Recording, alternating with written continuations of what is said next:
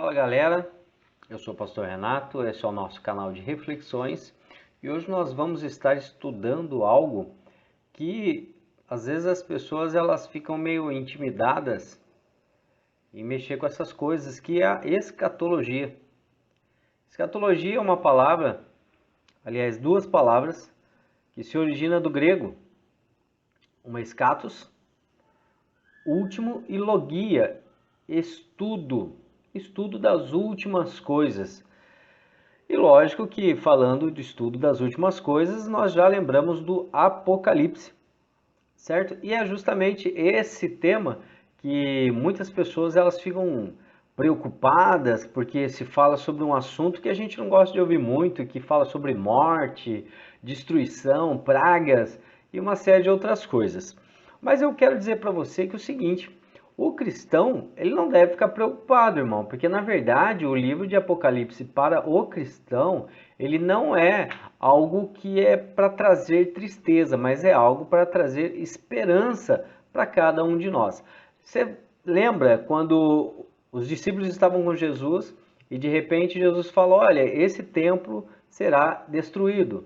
E depois, no ano 70, nós vemos realmente que o templo foi destruído.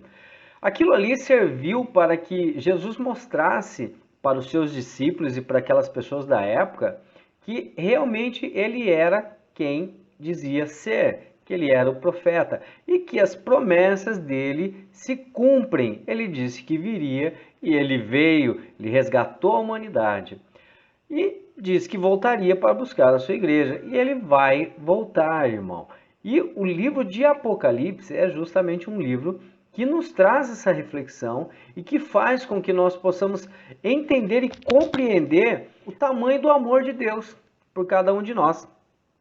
Então, esse livro, na verdade, ao invés de trazer terror para nós, ele nos traz conforto, ele nos traz alegria, porque é realmente o cumprimento da volta do nosso mestre. Ele que está vindo buscar a sua noiva para que nós possamos estar voltando para a nossa casa.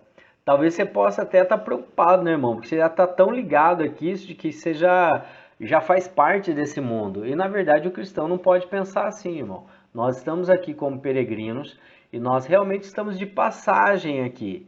Nós vamos deixar tudo isso para trás e vamos viver no reino de Deus, na sua justiça. Então, esse livro de Apocalipse, ele é muito cheio de simbolismo e muitas coisas. Então, o que eu fiz?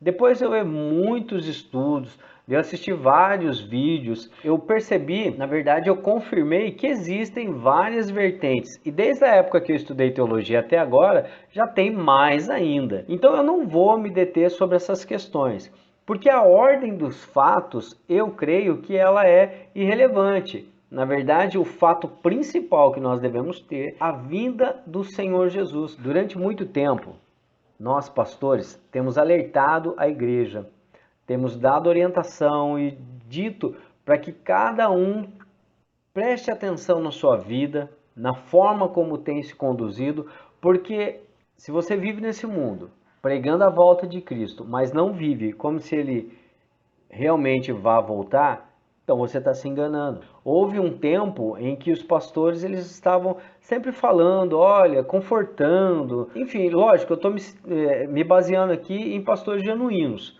tá, irmão? Não nesse negócio de teologia da prosperidade e campanhas em cima de campanhas e tal. Cada um vai ter que prestar conta do seu ministério diante de Deus. Eu estou falando realmente daqueles que se preocuparam com as suas ovelhas. Esse é o momento que nós estamos passando por muitas dificuldades.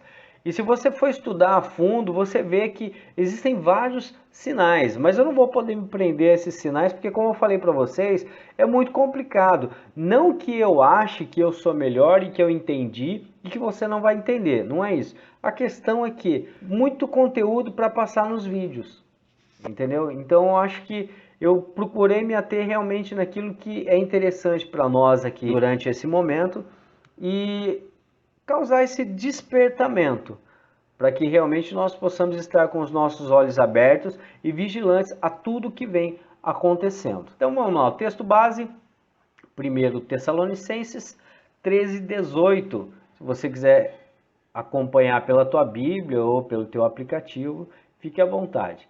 Irmãos, aqui ó, você está vendo? Irmãos, Paulo está falando com a igreja. Não queremos que vocês sejam ignorantes quanto aos que dormem, para que não se entristeçam como os outros que não têm esperança. Se cremos que Jesus morreu e ressurgiu, cremos também que Deus trará mediante Jesus e com ele aqueles que nele dormiram. Dizemos a você, pela palavra do Senhor, que nós, os que estivermos vivos e que ficaremos até a vinda do Senhor, certamente não precederemos os que dormem, pois dada a ordem, com a voz do arcanjo e o ressoar da trombeta de Deus, o próprio Senhor descerá dos céus e os mortos em Cristo ressuscitarão primeiro. Depois nós, os que estivermos vivos, seremos arrebatados com ele nas nuvens para o encontro com o Senhor nos ares, e assim estaremos com o Senhor para sempre. Consolem-se uns aos outros com essa palavra. Irmãos, eu sublinhei aqui, deixei em itálico algumas palavras que eu gostaria só de esclarecer. Tá? Eu acredito que a grande maioria saiba, mas nunca é demais a gente tirar essa prova. Então aqui Paulo fala, irmãos, não queremos que vocês sejam ignorantes. Ignorantes aqui, irmão, não é naquele sentido de que a pessoa é grossa, rude, mas no sentido de que ela não tem um conhecimento. Então é justamente isso que Paulo está trazendo para os cristãos da Tessalônica, tá ok? O conhecimento de que ele quer que eles fiquem sabendo a respeito daqueles que dormiram, ou seja, aqueles que morreram. Ok? Uma pessoa que ela morre em Cristo, irmãos, ela pode ficar em paz. Isso aqui, Paulo ele fala também sobre essa questão da esperança. Irmão, quão ruim é as pessoas que, quando têm os seus parentes falecidos e eles não sabem o que acontece. Nós que somos cristãos, podemos nos confortar, nos consolar uns aos outros com relação a isso. Porque aqui Paulo já diz, ó, dizemos a vocês pela palavra do Senhor que nós que estivermos vivos, os que ficam até a vinda do Senhor, certamente não precederemos. Ou seja, nós não vamos à frente daqueles que dormem. Os que dormiram no Senhor vão ressuscitar primeiro e depois nós que estivermos vivos.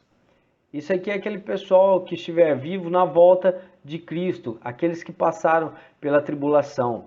Irmãos, como eu disse para vocês, isso aqui eu fiz mais ou menos um desenho aqui, tá ok? Dos estudos que fiz. Eu, lógico, adotei uma das vertentes, né, uma das correntes teológicas. Como eu disse para vocês, eu não quero me ater à ordem das coisas. O que é o principal de tudo, irmão, que é importante para nós realmente, é a vinda de Jesus.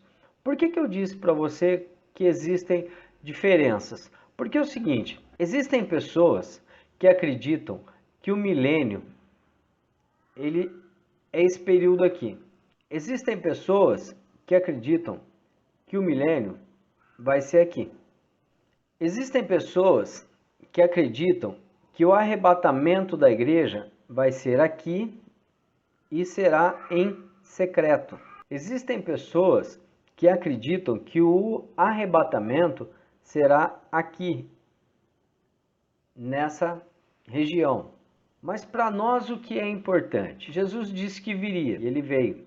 Nós estamos vivendo, irmãos, os princípios das dores, onde nós estamos vendo guerra, rumores de guerra, nação contra nação, reino contra reino, fome, tremores em vários lugares. Então nós estamos vivendo aqui o princípio das dores. Nós temos visto aí uma grande guerra política e tudo isso aí, irmão, faz parte. Nós sabemos, porque a Bíblia ela nos fala que necessário é vir o anticristo. E esse anticristo, como eu falei para vocês, existem várias vertentes. O anticristo, algumas pessoas acreditam que será uma pessoa. Outros acreditam que será um governo. Mas o fato é que vai haver. Ao que tudo indica, quando esse anticristo se levantar, a Bíblia diz que haverá 3 anos e meio de paz, onde esse cara vai trazer realmente uma organização absurda. Ele vai cair na graça das pessoas. Vai ser feita essa ordem mundial, onde esse cara vai encabeçar. E ele vai resolver o problema da humanidade. Então nós precisamos estar atento a essa questão. Se realmente alguma das pessoas que dizem que o arrebatamento será antes da grande tribulação, isso é bom, porque pelo menos nós não teremos que nos preocupar com isso. Porque serão 3 anos e meio de tribulação, mas algo controlado. Quando romper esses 3 anos e meio, o anticristo ele realmente vai se revelar. E aí é onde irá acontecer a grande tribulação. Existe uma outra vertente onde as pessoas acreditam que o arrebatamento vai ser feito aqui, um pouco antes da vinda de Jesus, e que alguns daqui ainda vão passar pela tribulação, ou melhor, vão continuar passando. E acreditam também que aqui haverá muitos arrependidos, muitos que se converterão a Jesus. E aqui é o que aquele texto que nós estudamos. Quando Jesus voltar, aqueles que morreram em Cristo ressuscitarão primeiro, e depois a igreja que estiver viva se encontra com Jesus nos ares. Algumas pessoas acreditam que nesse ponto aqui Jesus já vem com o juízo dele. Como eu falei para vocês, essas pessoas acreditam que o milênio já está acontecendo e que ele termina com a volta de Cristo e aqui já vem o juízo. Outras acreditam que o milênio vai acontecer aqui. Então nós reinaríamos com o Senhor Jesus durante 1000 anos.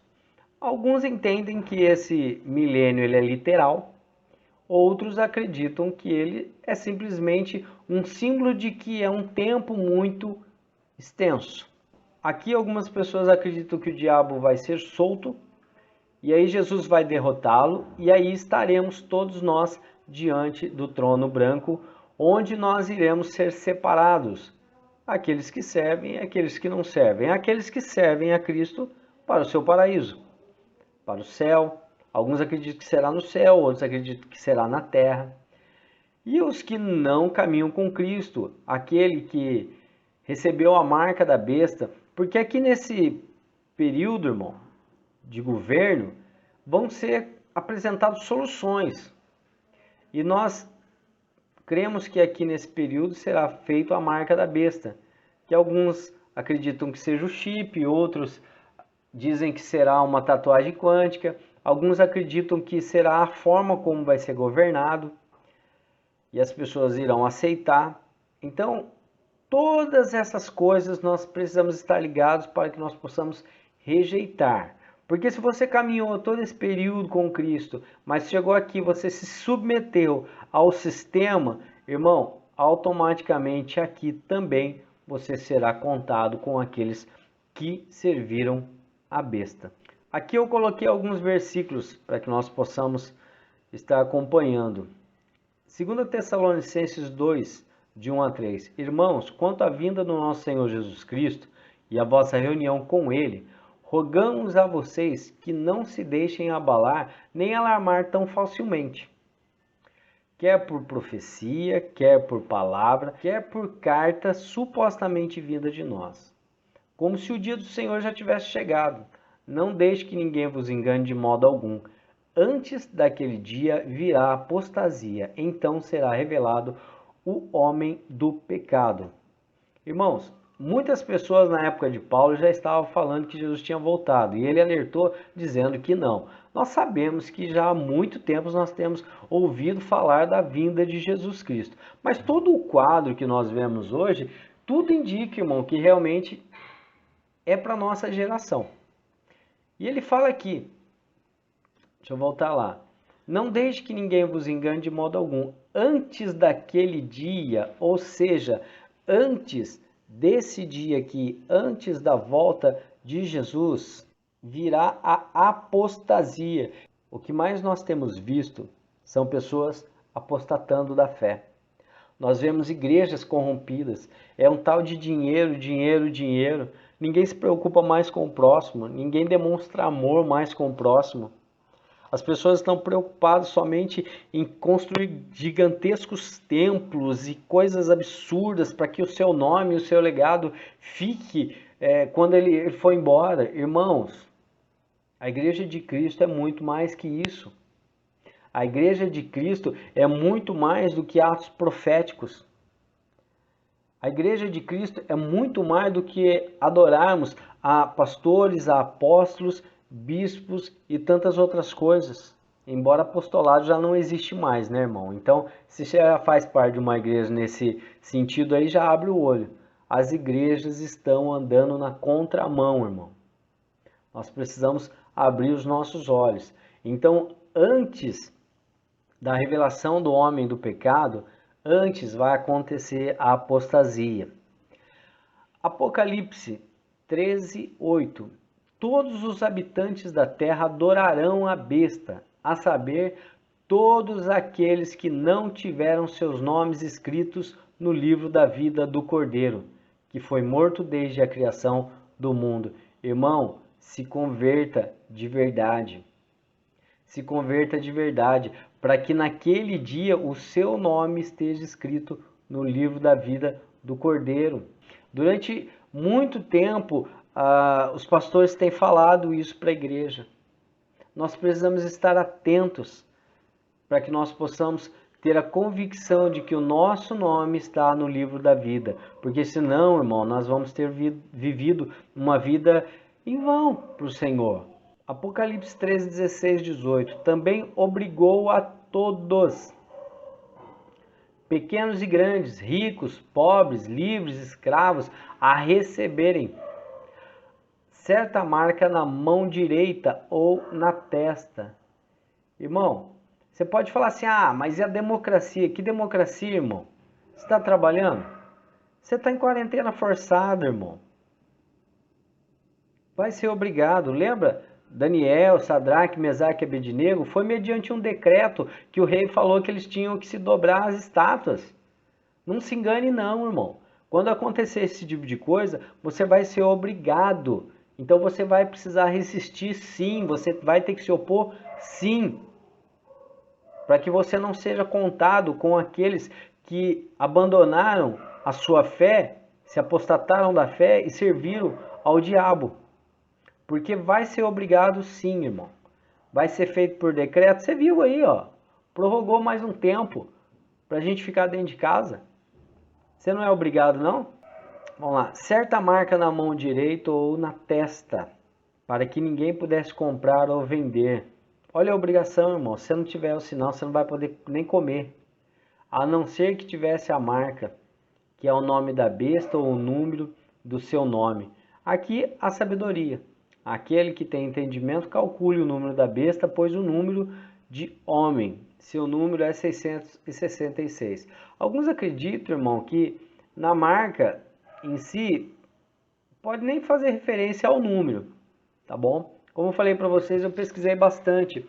Algumas pessoas, elas dizem que isso também pode ser uma simbologia de que 666 nunca chega a ser perfeito, nunca chega a ser pleno, como a Bíblia fala, 7 espíritos, que não se refere a 7 espíritos de Deus, mas significa na Bíblia a questão da plenitude.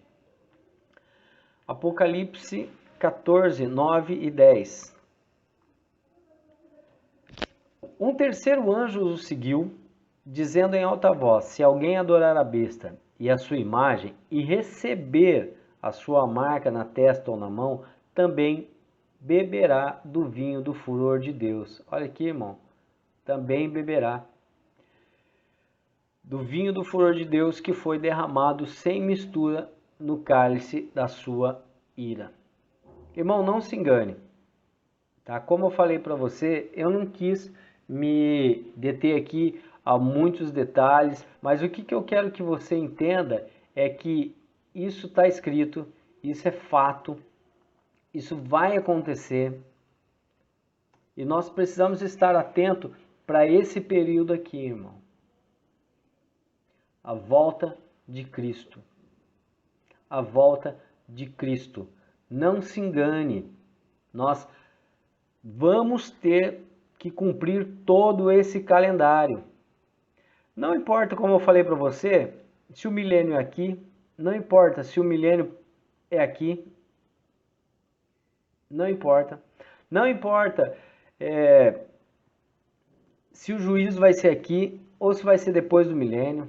Essas coisas não importam, irmão. O que importa é que a volta de Cristo vai acontecer. Nós já estamos nesse período, como eu te falei. Princípio das dores. Logo entraremos, não sei dizer para você com data, né? Até porque o próprio Deus não nos revelou, então não tem como eu falar para você. Pode ser que demore mais um tempo, pode ser que seja rápido, mas o fato é que nós temos que estar espertos com os sinais. Então, isso que eu quero que você tire desse estudo. Esse calendário irá se cumprir. Se nós formos arrebatados em secreto, como alguns irmãos acreditam, que bênção que vai ser. Se o tempo for abreviado e formos arrebatados no meio da grande tribulação, amém. Mas o importante é que nós venhamos chegar e ser contado com aqueles que foram salvos e não com aqueles que se perderam. Irmãos, abram seus olhos espirituais, fique atento com tudo que tem acontecido. Se você tem brincado com o cristianismo, se você não tem levado a sério, irmão, eu aconselho a você que abra o olho e comece a consertar a sua vida, porque a volta do Senhor Jesus vai acontecer. Acredite você ou não, com mais delongas ou não, mas ela vai acontecer.